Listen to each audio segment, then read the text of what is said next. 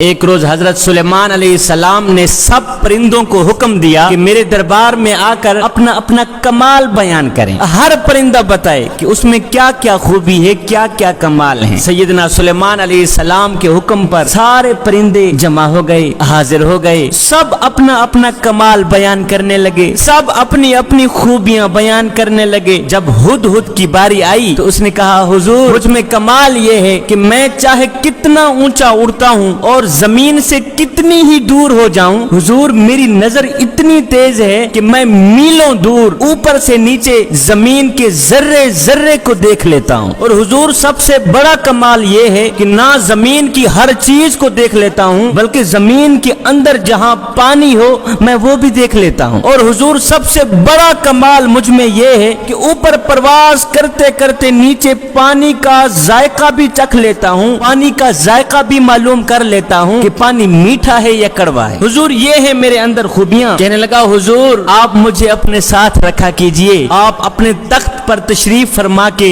ہوا پر سیر کرتے ہیں. حضور آپ جہاں بھی جائیں مجھے اپنے ساتھ میں رکھیں. میں زمین پر نگاہ رکھا کروں گا کہ جہاں بھی زمین پر میٹھا پانی نظر آیا کرے گا میں آپ کو بتا دیا کروں گا اور آپ اپنا تخت وہاں اتار کر اپنا دربار بنا لیجئے گا. سیدنا سلیمان علیہ السلام اس کا کمال سن کر بہت ہی خوش ہوئے اور ساتھ میں فرمایا کہ میاں ہدہد ہم نے تمہیں اپنے ساتھ رہنے کی اجازت دے دی ہے. اب ساتھ میں کوا بیٹھا تھا، وہ ہدہد کا یہ کمال دیکھ کر، ہدہد کی یہ حوصلہ افزائی عزت دیکھ کر حسد کے مارے جل بھن گیا. جب حسد کے مارے جل بھن گیا تو کوا کہنے لگا، حضور ہدہد کے ساتھ ایک میری عرضی بھی سن لیجئے. سیدنا سلیمان علیہ السلام نے فرمایا، جی کوے بول، اب میں تیری سن رہا ہوں. کوے نے کہا، حضور ہدہد نے بالکل جھوٹ بولا ہے، اس نے سراسر جھوٹ بولا ہے. حضور اس میں ہرگز یہ کمال نہیں جو اس نے آپ کو بتائے ہیں. حضور اس میں یہ خوبیاں ہیں ہی نہیں جو اس نے آپ کے سامنے بیان کی ہیں. سیدنا سلیمان علیہ السلام نے فرمایا، کوے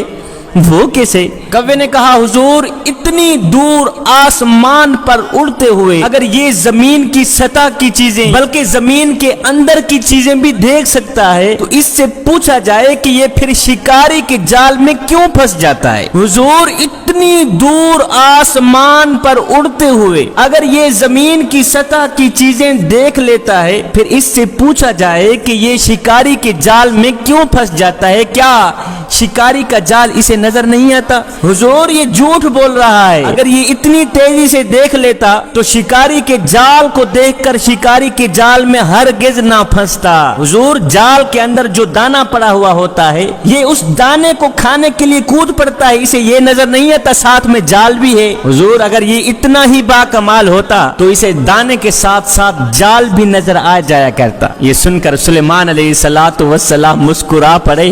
آپ نے مسکراتے ہوئے فرمایا، میاں ہدہد سنا ہے تو نے کوے کا اعتراض، تمہارے پاس اس کا کیا جواب ہے؟ کوے نے جو اعتراض کیا ہے تمہارے پاس اس کا کیا جواب ہے؟ تو ہدہد نے کہا، حضور یہ حاسد ہے، یہ حسد کرنے والا ہے، یہ بیچارہ میرے کمال کا انکار کر رہا ہے، یہ میری خوبیوں پر پانی پھیر رہا ہے. حضور آپ اس طرح کریں، میرا امتحان لے لیجئے، میں نے جو کچھ کہا ہے اگر وہ صحیح نہ ہوا تو میرا سر تن سے جدا کر دیجئے. سلیمان علیہ السلام نے فرمایا، پھر بھی سوچ لے.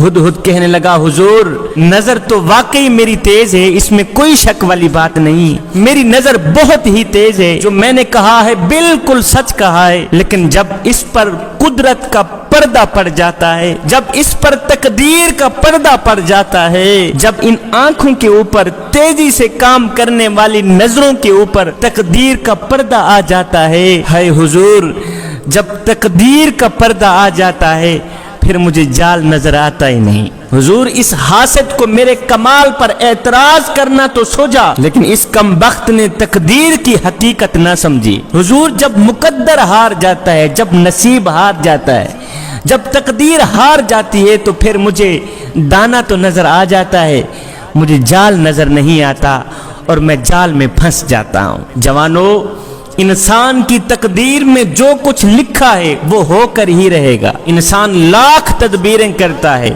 اور ان پر کامیاب بھی ہوتا ہے لیکن بعض اوقات ساری تدبیریں ناکام ہو جاتی ہیں اور کامیابی حاصل نہیں ہوتی. جوانو، ہر کام عقل سے کام لینا چاہیے، تدبیر سے کام لینا چاہیے، لیکن یاد رکھیے خدا تعالیٰ کو کسی بھی صورت میں بھولنا نہیں چاہیے۔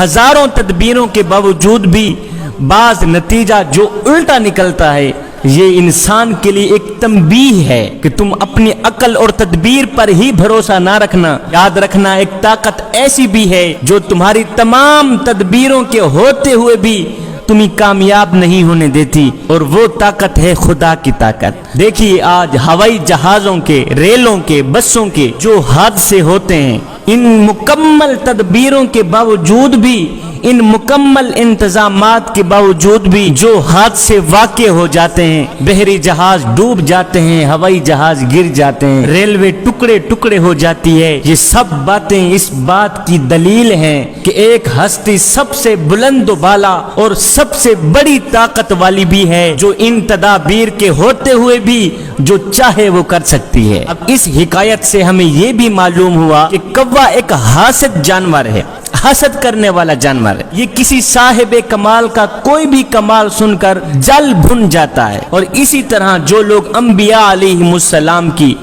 اولیاء اللہ کی باتیں سن کر یا ان کے کمالات سن کر جل بھن جاتے ہیں، حقیقت میں وہ کوے ہی ہوتے ہیں، انسان نہیں ہوتے۔ کووں کا اگر جسم سیاہ ہوتا ہے تو ان لوگوں کا دل سیاہ ہوتا ہے۔